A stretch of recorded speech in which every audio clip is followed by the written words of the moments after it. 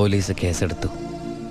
Car, തോക്ക് തുടങ്ങിയ തെളിവുകളൊക്കെ ഭായിക്കെതിരായിരുന്നു. ഭായിക്ക് വേണ്ടി ഞാൻ കുറ്റേറ്റെടുത്തു. എന്തിന്? ഭായിക്ക് ഭാര്യയുണ്ട്, മകനുണ്ട്.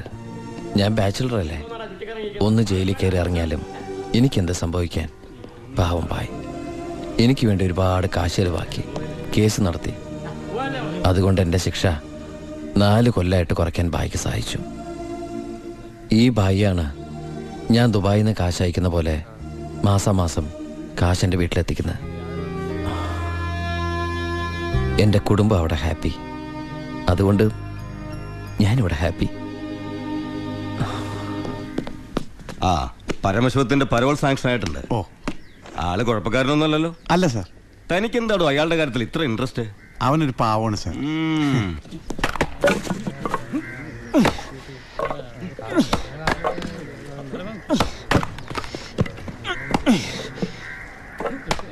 എടാ, അവന്റെ ആ മസിൽ കിട്ടിയിരുന്നെങ്കിൽ ഉച്ചക്ക് ബീഫ് ഫ്രൈ ആയിട്ട് കൊടുക്കായിരുന്നു.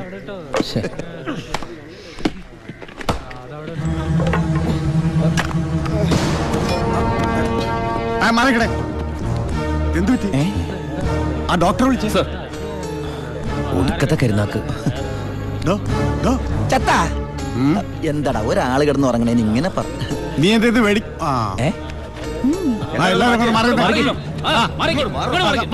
പുറകോട്ട് പറയും.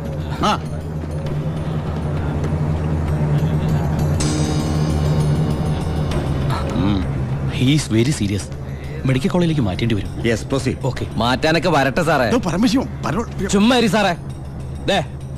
ഈ നിൽക്കുന്ന കൃഷ്ണേട്ടൻ കഴിഞ്ഞ ആഴ്ച ക്ഷീണം കൊണ്ട് തളർന്നു വീണപ്പോ 1 കപ്പ് വെള്ളം എടുത്ത് മോന്തക്കൊഴിച്ച് എണിപ്പിച്ചുവിടാൻ പറഞ്ഞാളാ ഈ സൂപ്രണ്ട് സാറ്. പിന്നെ ഇവനോട് മാത്രം എന്താ എത്ര സിമ്പതി? നിങ്ങൾ ആരെങ്കിലും കാശ് വെച്ചിട്ടുണ്ടോ? വെറുതെ ഇരി സാറേ. ഇവന്റെ നാവിക്കിട്ട് ഒരു ഒറ്റ തൊഴിലെടുത്തന്റെ അപ്പ എഴുന്നേക്കോ.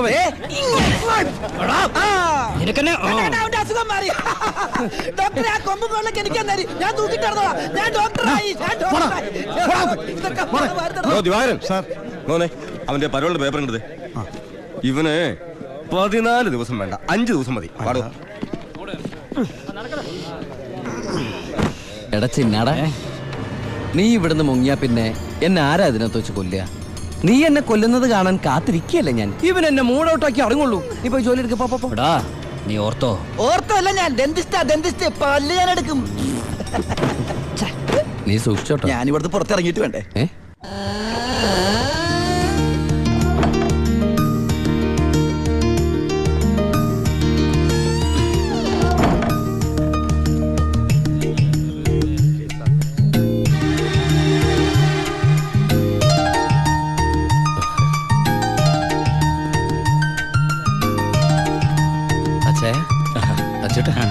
സുഖല്ലേ? ബായി കാശും കാറിന്റെ താക്കോൽ ഏൽപ്പിക്കാൻ പറഞ്ഞു. ബായി ലോഡ് അയക്കുന്ന എന്തോ കാര്യത്തിന് ബോംബെ പോയിരിക്കുക. വരാൻ കുറച്ച് ദിവസം കഴിയും. നേരെ വീട്ടിലേക്കായിരിക്കും അല്ലേ? എല്ലാരും ഒന്ന് കാണണം.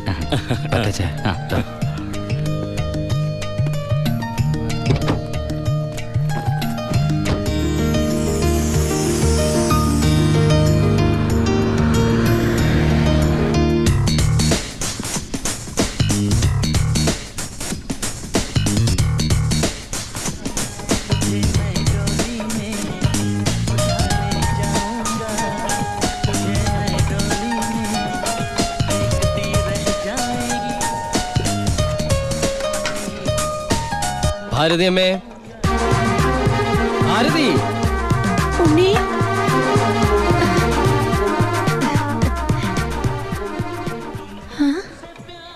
അമ്പിളി, എടി അമ്പിളി. എന്താ അമ്മേ? ഞാൻ ഉണ്ണിയുടെ ശബ്ദം കേട്ടു. ശബ്ദോ? അവൻ എന്നെ ഭാരതി അമ്മയെന്ന് വിളിക്കുന്നത് ഞാൻ കേട്ടു. അത് അമ്മ എപ്പോഴും ഉണ്ണിയെ കുറിച്ച് ചിന്തിക്കുന്നോണ്ട് തോന്നിയതായിരിക്കും. അല്ലടി, ഞാൻ ഭാരതി അമ്മേ.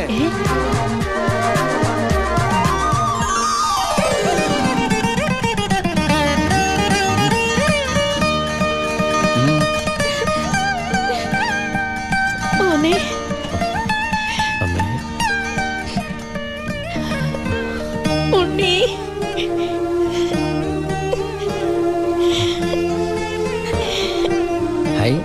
ഭാരതീയം എന്തിനാ കരയണേ? സന്തോഷം കൊണ്ട.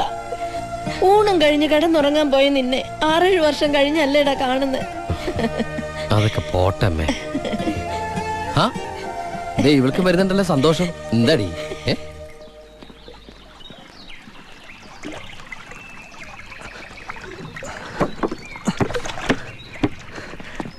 ഉണ്ണിയേട്ടൻ വന്നു.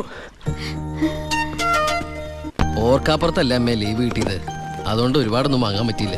ദാ അമ്മയ്ക്ക് ഷുഗറും പ്രഷറും നോക്കാൻ, പിന്നെ നിനക്ക് മിഠായി, ഓഡിയ CD. ഏട്ടാ എടാ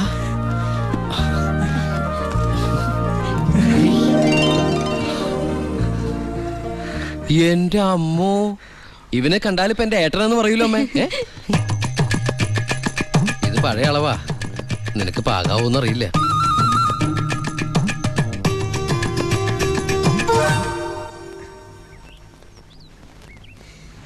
നീ പിടിച്ചേ.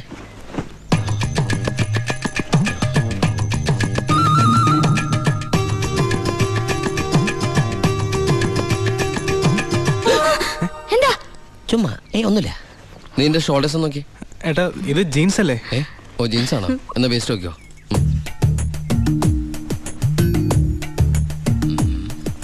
ഞാൻ നിനക്ക് വേറൊരു സാധനം കൊണ്ടുവന്നുണ്ട്. നമ്മുടെ അനിയത്തി. ഇവളല്ല, അപ്പുറത്തെ.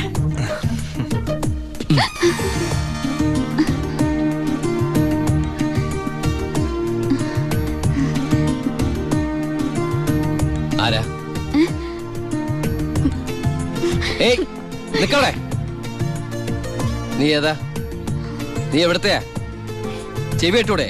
സംസാരിക്കില്ലേ? ഞാൻ ആ വീട്ടിലെയാ. ആ വീട്ടില്. അതെന്റെ വീടല്ലേ? ഏട്ടാ നമ്മുടെ പുതിയ വാടകക്കാരാ. ഓ,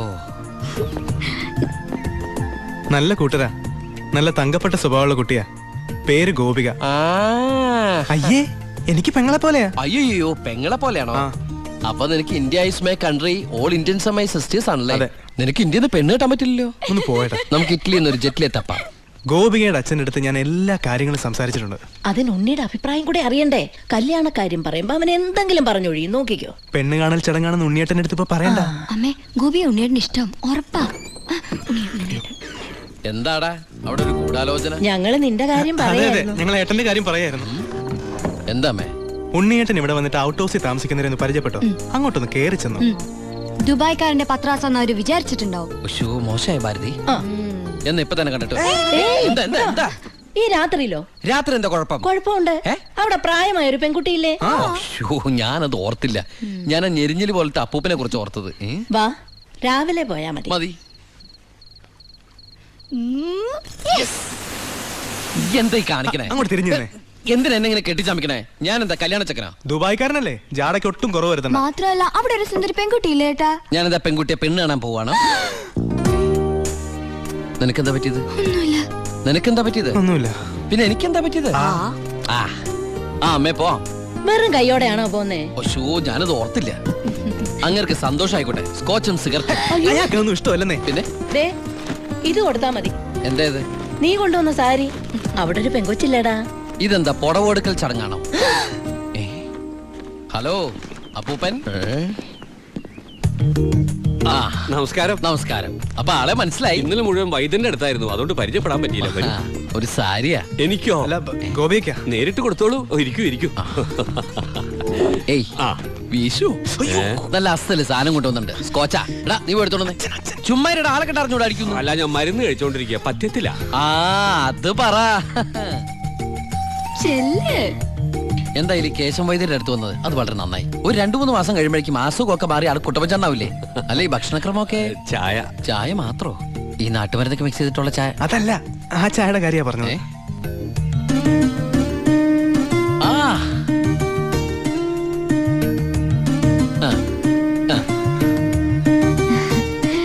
ഒറ്റ മോളല്ലേ? അതെ.